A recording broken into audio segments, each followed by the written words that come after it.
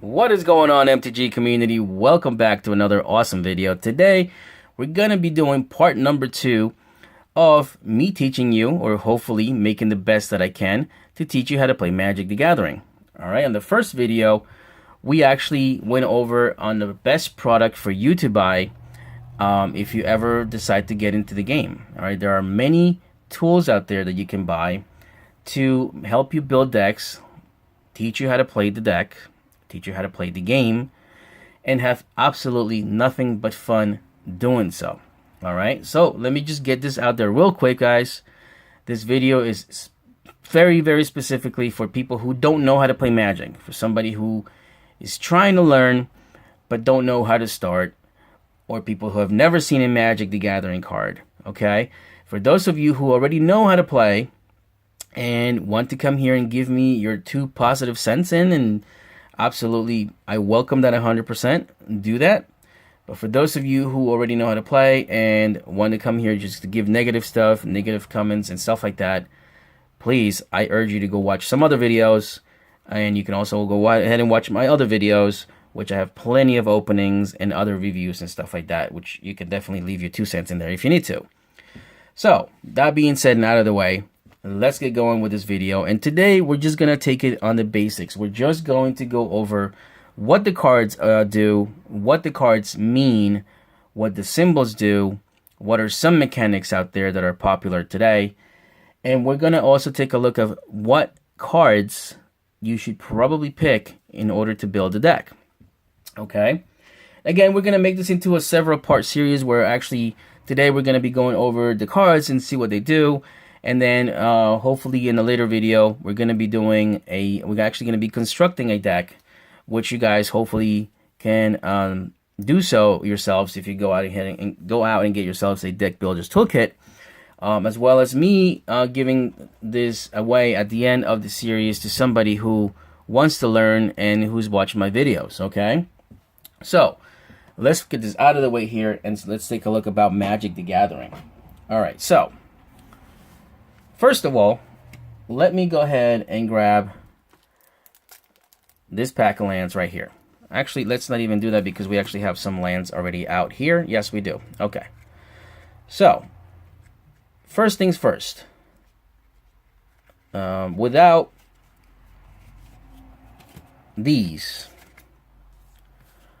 any of these right here, the game does not happen. Plain and simple. Okay, there are other forms of these that you can use, but without any of them, the game does not work. Simple as that. What this is actually called is called mana. Okay, and we'll take a look at one of these real quick here. What mana means, it gives you per card, per color, it gives you 1 energy. Okay, let's turn it into energy to make a little more sense. Mana means energy, and each one of these colors, red, black, green, blue, and white, translate to 1 energy, okay, at the time. So, let's take a look at one card real quick here. Alright, this card is white in color, and it has this symbol here. The symbol here translates into a plain symbol. Okay, the symbol right here is the same symbol as there, meaning that in order to play this card onto the battlefield, so in other words, to put it into the game, you need to pay 1 energy or 1 mana of this color, which is a plains, it is a white one, right? So, very simple. I have some of these in my hand. I pay 1 of these, okay? Now, in order to pay for mana, you just don't bring it into the game.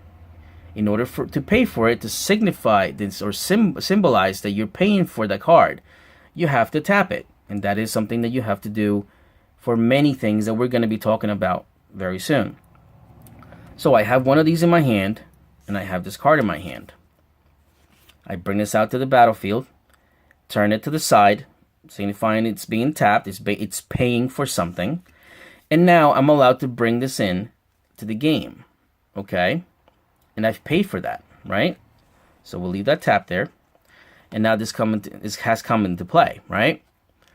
So let's take a look at the card itself and see what it actually means and what it does. And you can reference back to this for many things when you're learning how to play the game, and it's going to help you a lot. So over here on the right corner, there's always going to be the cost of the mana or the energy that you have to pay, as well as the color, right? Right here in the middle right, that is the symbol of the set you're playing. This one being Amonkhet right now. And we'll go over some other sets, and that way you guys can take a look and how actually it varies between one to another. So the symbol is going to always be there.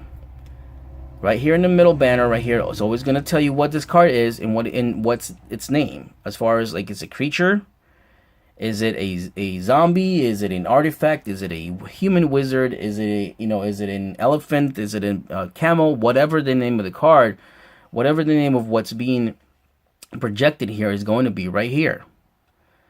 Up here on the left corner is always going to be the name of the actual card. So this instance is going to be a fan bearer, right? Very cool. Obviously, here's going to be the artwork of the card. And then moving up to the bottom, move down to the bottom, I should say, on the right lower corner, this is going to be your attack power and your defense power. Meaning, 1 is what you can actually deal damage to another creature, another player, or another planeswalker, which we'll go over that in a minute. Also, the number 2 here, that's your defense. So that means this card can take 2 hits or 2 points, all right, of damage before it dies. All right, so if this creature, if let's say some other creature is attacking you for 1, and in this, let me give you an example here. So for some reason, let's just picture that this creature right here, you see how it's a 1/1 and this one is a 1/2. So if this creature was to attack, okay, and then you were to defend with this, right, your creature will live and their creature will die. Why? Because your 1 is hitting their 1 defense, and their 1 attack is hitting your 2 defense, which means you still have 1 more defense left. So that's how usually that works as far as power and defense is concerned. In addition, the card here will always, well, not always, the card will have here an ability. So for instance, this one right here has 2, and then the symbol right here, which means tapping, right? So anytime you guys see this symbol here, little arrow, like almost like a curved arrow, that means the creature has to tap.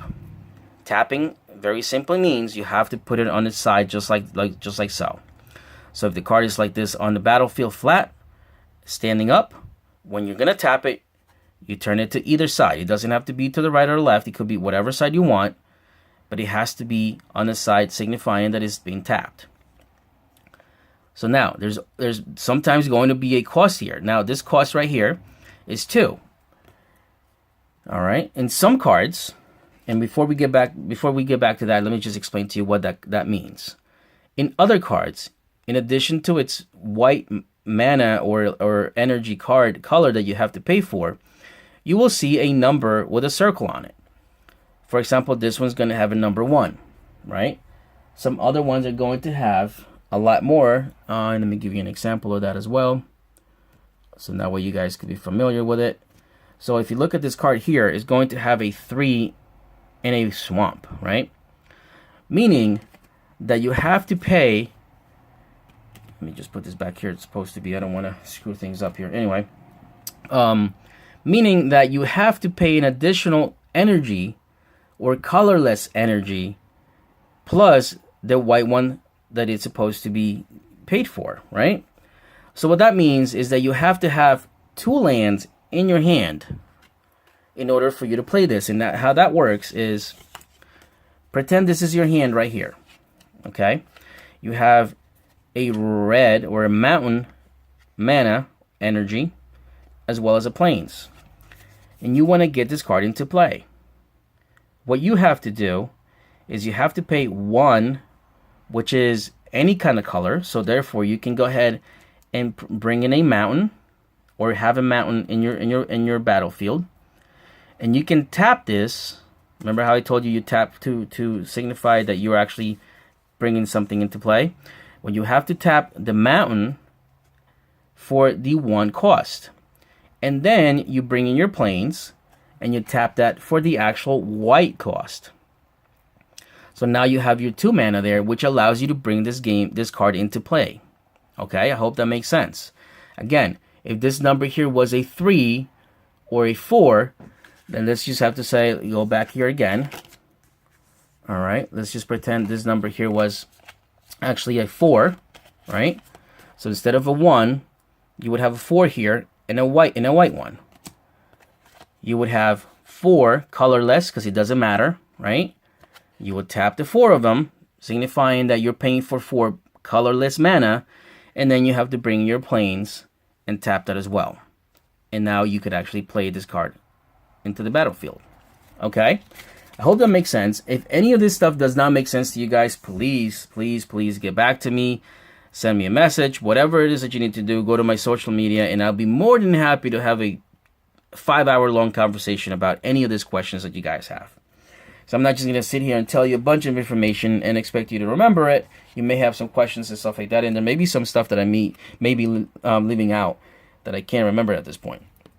Anyway, so going back to the card again, what this little 2 means is you have to pay 2 colorless mana in order to get this ability.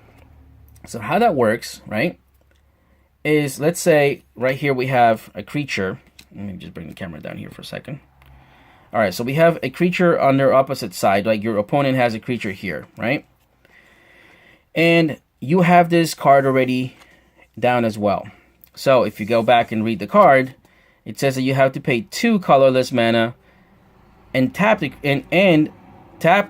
creature, this creature specifically, in order to get this ability, which means you can tap the opponent's creature. So you have it right there. Right? And you have 2 mana in your hand. Again, it's 2 colorless, so it doesn't really matter what color you have. You have 2, not in your hand, I'm sorry. You have 2 mana in the battlefield, just like so. All right, this is what it looks like. So now you want to tap this creature using this ability. Well, you would pay the 2 mana, just like so. And then you also tap the creature that you possess. And now you say, I want to tap this creature right here. So now your opponent's creature is tapped and is no longer able to attack you and no longer able to defend for your creatures to come and attack the player itself or the planeswalker that he may or may not have, or other creatures that he possesses. So that's how it usually works. And as you guys can see, it's that simple to go back and just read the card. It's really that simple. You pay the 2 mana, you tap this card, and then you have an ability to play against the other player, right? So that was pretty much the basics of how cards work. Now, there's different abilities. There are different things that the cards will do, and we'll go ahead and take a look at this guy right here. As you guys can see now, we have changed the symbols because this is from a different set, right? This is Amonkhet right here, which is a little pyramid. And this symbol right here is from Kaladesh, all right, which is the same symbol as this booster pack right here, where this came from. All right, and that is a different creature. All right, and as you guys can see here, the name of the card is always going to be up here. And it's always going to tell you what this creature or this artwork is. Is a dwarf artificer, and it's a creature. And it's also going to give you a text there saying what it does. So, for instance, this card says, when Aviary Mechanic enters the battlefield, you may return another permanent you control to its owner's hand. So, we can sit here and go over 1,000 different abilities, which obviously we're not going to do because the video will be crazy long. We're just here to take a look at the basic stuff and teach you what the mana cost. For instance, this card right here is a 6 mana cost. All right, but there's also abilities such as flying, and it gives you a bunch of other stuff as well as more power and more defense, right?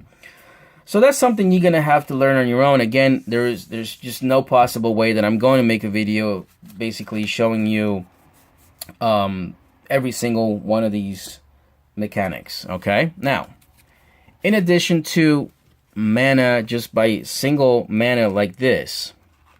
There are other cards you can play.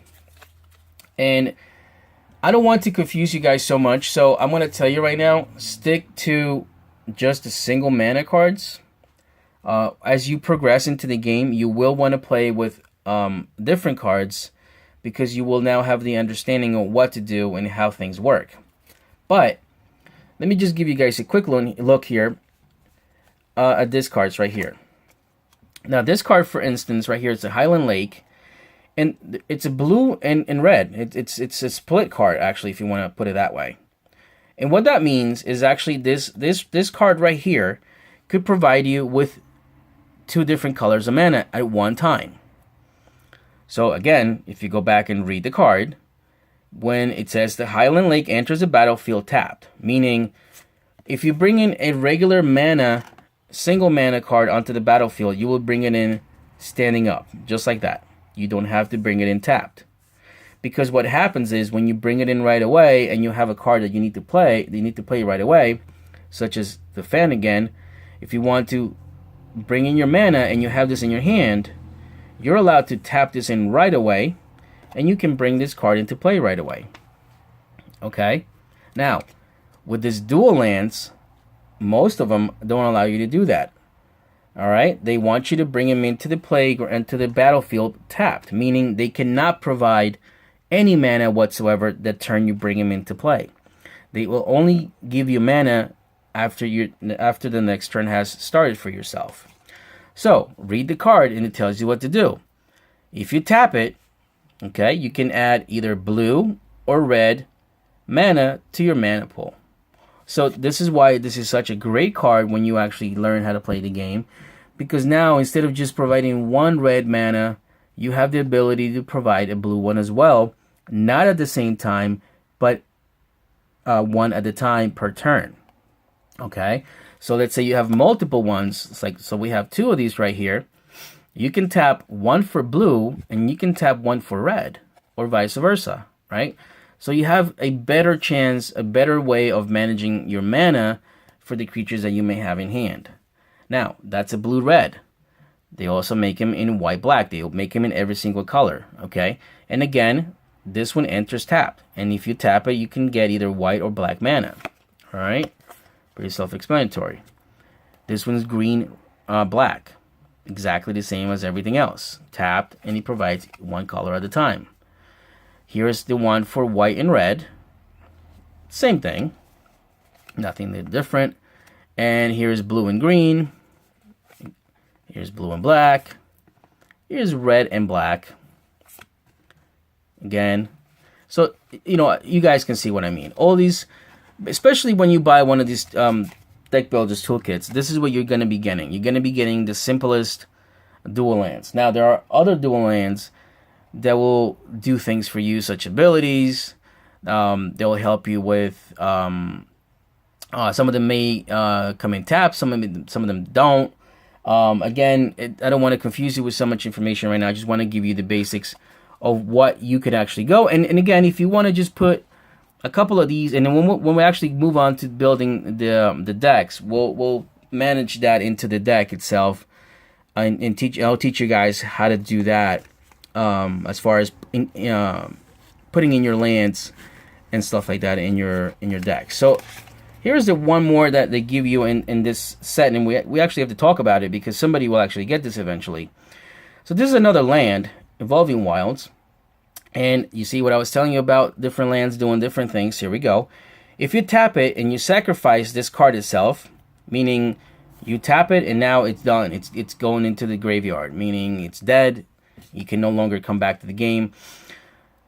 If you do that, you can search your library for a land card and put it into the battlefield tap, then shuffle your library. So I have 2 of these in my hand, right? And I want to play this card here, right? The white card, but I don't have any white mana to pay for it, right? So I can bring this into play, tap it, meaning I'm going to sacrifice it or is going to die. So I will bring that to the graveyard, all right, over here on the side. And now I can go ahead and search my deck for a white mana. Where'd it go? Oh, here we go.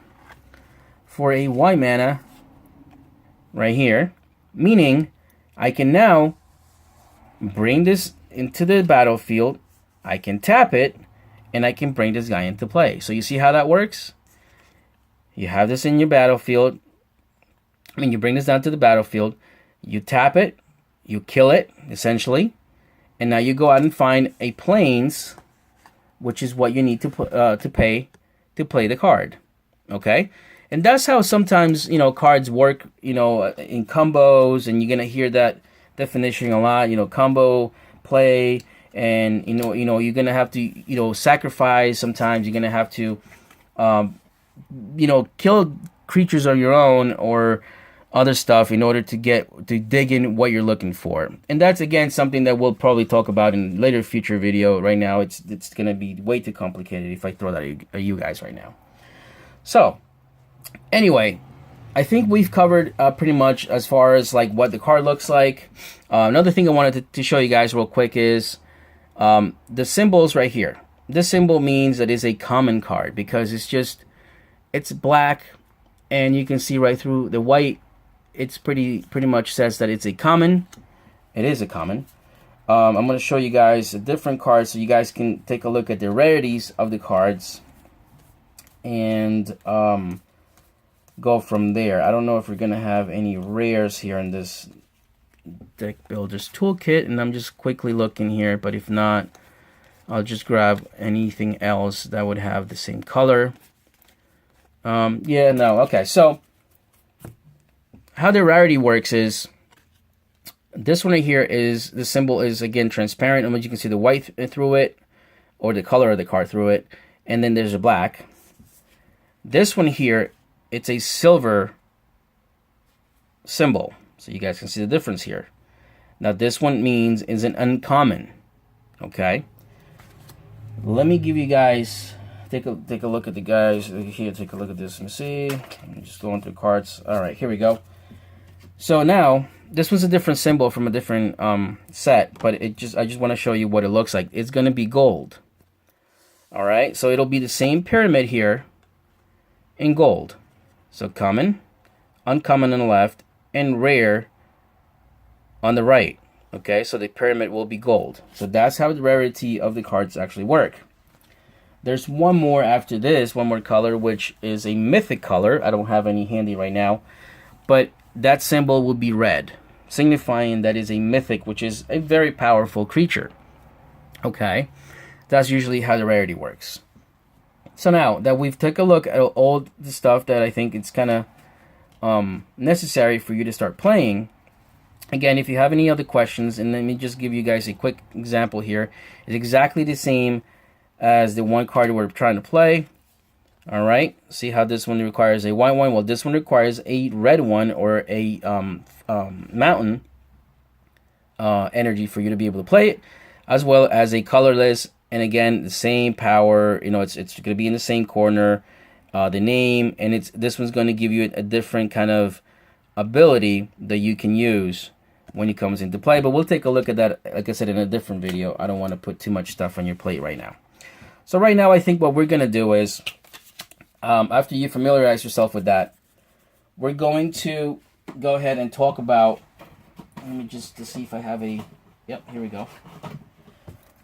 Usually, these are the best things in the world to carry around when you're a new player. This is something you probably should have in your pocket all the time, and in your book bag, wherever you're going to be carrying your cards. And this one is called a quick reference guide. Basically, pretty much exactly the same thing I just told you. It's described in this little card. Okay, it gives you the definition of what each mana makes and what color. Gives you all the little quick tips about what you can do. But here is basically how Magic the Gathering works. And let's just take a look at this. It's very simple. Anybody can go on the internet and find this. So it's really a lot easier for me to describe it. So first you set up. All right, each player needs a deck of Magic cards and a way to track life totals. And we'll go over that in a second. Shuffle, then draw a hand of 7 cards. The player who takes the first turn won't draw a card that turn. So if you go first, you're not going to be able to draw a card the other person will on their first turn, right? How to win. Each player starts with 20 life. You win if you reduce your opponent's life to 0.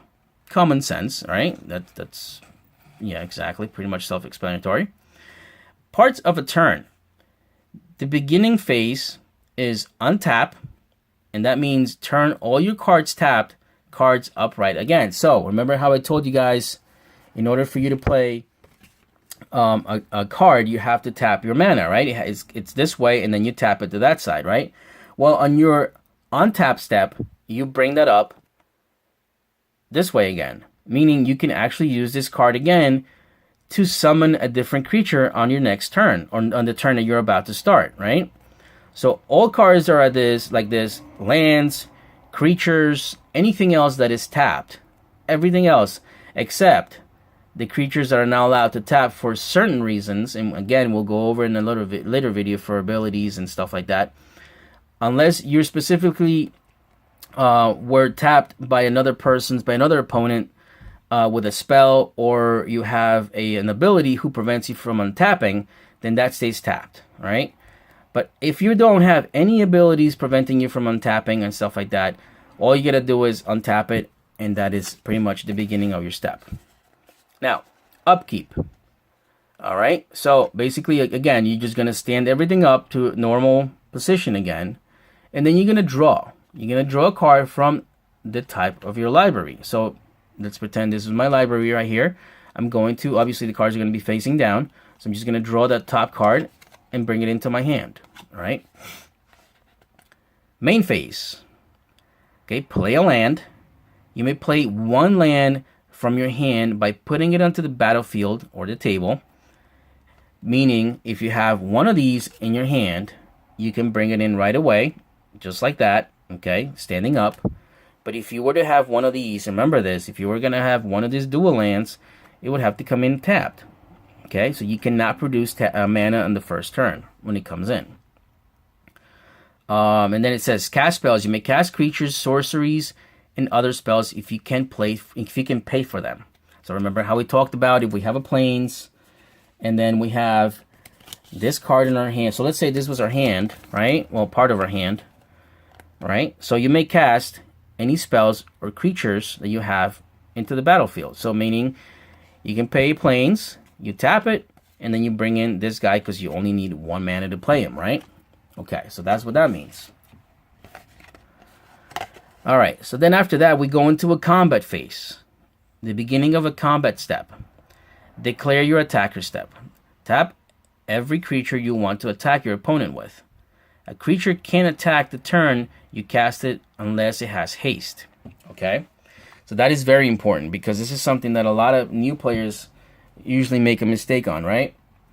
And let me just give you guys a quick look here of what a haste card will look like. There we go. So, if you were to bring in this card right now, right? So you have your plains, you tap it, and you bring it in. You cannot attack as soon as you do that. And the reason why is because this card is it's got summoning sickness, meaning it doesn't attack until the next turn. It doesn't do anything. You can still block. You can still block, but you can't do anything with it, right? You cannot block. That's what I meant to say. So, if you have a creature like this, using the word right there, haste, that means when you pay for its cost to come in, let's say we pay the 2 red and 1 colorless, you bring it into the battlefield, and you can go ahead and attack right there and then, right? Because it has haste. That's what that means, right? So, let's continue on. So, declare blocker step. Each untapped defending creature may block 1 target. Creatures don't have to block. So in other words, my opponent is telling me now they're going to be attacking with 4 different creatures, right? And just an example, you wouldn't actually do this, but I'm just saying, just using it as an example. I'm being attacked with 4 creatures. So now I have the option to declare blockers to every one of those creatures. But if I don't want to block him, I don't have to. Okay, that's something that you have an option to choose, right? All right, so here we go. Combat damage step. Blockers and the attackers, they are blocking deal damage to each other equal to their power. The first number in the left right corner. Remember how we talked about right here being the 6 is the power, the one closest to the left. If a creature takes damage at least equal to the second number toughness, then it's destroyed. Unblock attackers, deal damage to your opponent who loses that much life. So, here's a quick example of this, right? You're attacking me with a 6/6, and here I have a 2/2. Very self-explanatory, right? If I block you with this creature, you're still going to live, right? This creature is going to die. Now, there's another ability that's called Trample. And I'll show you guys here in a second. This is what a creature with Trample looks like. Okay, it'll say Trample, all right? So, if for some reason you're attacking me with this creature right here, right? And let's just pretend I have it right here. Let me just take a look at it real quick. So, you're attacking me with this creature, okay? And I'm blocking you with this creature. As you guys can see, you're dealing 2 to my 1, and I'm dealing 1 to your 1, right? What that means is, well, both creatures will die, right? Because you're killing me with your 2, and I'm killing you with my 1, but you still have 1 more power left. And that 1 more power left, it deals damage directly to me. Okay? That's how Trample works, right? So, again, give you an example. You're attacking me with a 2/1 with Trample, right? I'm blocking you because this is the only thing I have in my hand or in the battlefield. I'm blocking you with this. I'm blocking your 1 with a 1, and you're killing me with your 2, right? But since you're dying and you have Trample, that 1 power left is going to hit me directly. I hope that makes sense to you guys. Again, if it doesn't, please, by all means, let me know. And then we can definitely discuss this, outside of the video. And we'll be talking about that, anyway, many times. So, and then after that, the whole combat damage step is done. Then the end step starts, right? And then you also have another main phase. So if you take a look here, we have a main phase on step 2, and we have a main phase on step 4, right? And it says you may play a land. If you haven't played one yet, you may cast spells. So in other words, if you did not play a land at the beginning of your turn, okay, during your main phase, on your second main, that's how it's known, second main, you can play a land, and you can also play spells, okay? Such as if you have a creature in your hand that you have the mana open to play it onto the battlefield, you can tap that mana and you can play a creature on the second main, or you can also play a spell of some sort, okay? Then again, we have the ending phase and then cleanup step, which is all the damaged creatures on the battlefield heal, okay? So again, it's a lot of information that I'm throwing out there, guys, and I know it's sometimes it could get frustrating. And the first thing I gotta tell you guys is, don't give up. At the beginning, when you start playing the game, it gets to be a little frustrating. You will lose a lot until you get the hang of things, and just hang in there. Don't give up. Again, it's gonna be a while before you actually feel comfortable. And the best thing I gotta tell you guys is ask questions. I don't care who it's from. For the most part, 95% of the people attending this events are nice and are willing to help you. There's always going to be that 5% or maybe even less of people who are going to be a-holes and they're not going to give you any help with anything. And if that's the case, just move on to somebody else that can actually help you doing what you want to do. Okay? So, we're going to probably leave it at that because, again, this is a long video and these videos are going to be long. I hope I gave you some information today. At least I showed you a bunch of cards. I told you, kind of introduced you to the game. On the next video, we will definitely build a deck, and we'll take the steps to do that, and then we'll go from there. All right, we'll take a look at different abilities, different mechanics. I will show you other cards that I have in my collection, which, you know, can get very deep into mechanics and stuff like that. But for now, we're just gonna take it like nice and easy. We're just gonna go over the basics, and then, like I said, we'll be building the deck the next time, and then we'll just do some pretend battles, so that way you guys can see how these abilities and mechanics actually do work. Okay. Again, this was not a video for everybody out there. It's just for somebody who has no idea what Magic the Gathering is about.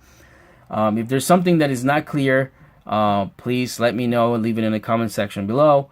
And also, I will be giving this Builder's Toolkit away. So go back and watch the first video and leave me a comment there saying you want to win. And I'm probably going to make this into a couple-part video series. And then whoever leaves a comment in every one of my videos, then I will just pick a person and I will send this to you with all the cards that you see in front of you. Okay, so that way hopefully you can start playing soon. Alright guys, well thank you so much for watching the video. As always, give me a like if you liked the video. If you did not like the video, please give me a dislike and let me do what I can do better. If any of you out there are players already who know what they're doing and I've made any mistakes, please go ahead and correct me and definitely let the new players know how to do it better. But yeah, subscribe, hit the notification bell for more to come, and I'll talk to you soon. Have a great day.